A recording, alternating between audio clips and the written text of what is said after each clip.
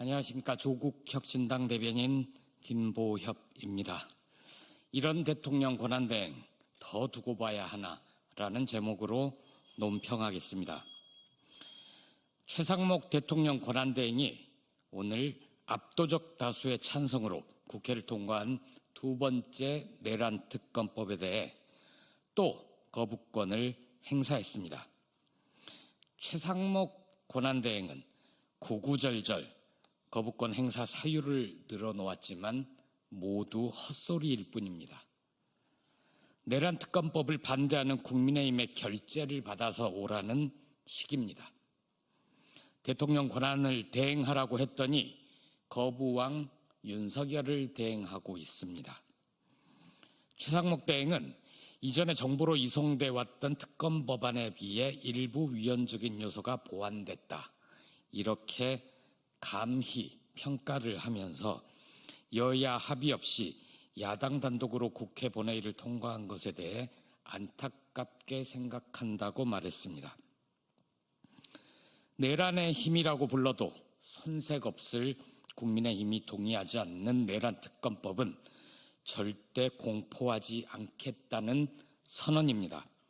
내란 수사는 내란 수계 윤석열, 그리고 이미 구속 기소된 수계급 김용현 전 국방장관과 검경지휘부 정도에서 그치자는 주장과 다름없습니다. 조국혁신당이 경고합니다. 최상목의 바람은 결코 실현되지 않을 것입니다. 지난해 12월 3일 윤석열이 소집한 국무회의에서 국무위원들이 어떤 논리와 근거를 들어 어느 정도의 강도로 반대했는지, 아니면 침묵으로 암묵적으로 동의했는지 특검 수사를 통해 명명백백하게 밝혀야 합니다. 이미 드러난 포고령 외에 윤석열 등 내란 일당이 각 부처에 하달한 맞춤형 명령에 무엇이 적혀 있었는지, 말로만 반대했다던 한덕수, 최상목 등이 이를 어느 정도 실행했는지 여부 등도 수사 대상입니다. 정진석 대통령 비서실장 등 용산 대통령실 헌법재판소 결정에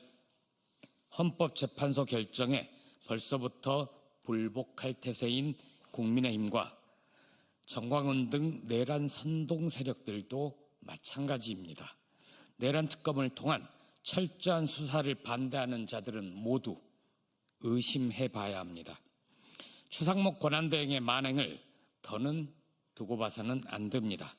탄핵할 수 있으면 해보라는데 탄핵 추진 말고 답이 있습니까?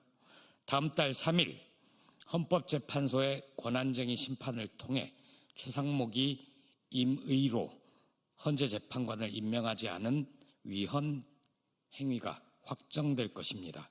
대통령도 헌법을 어기면 탄핵소추의 대상이 됩니다.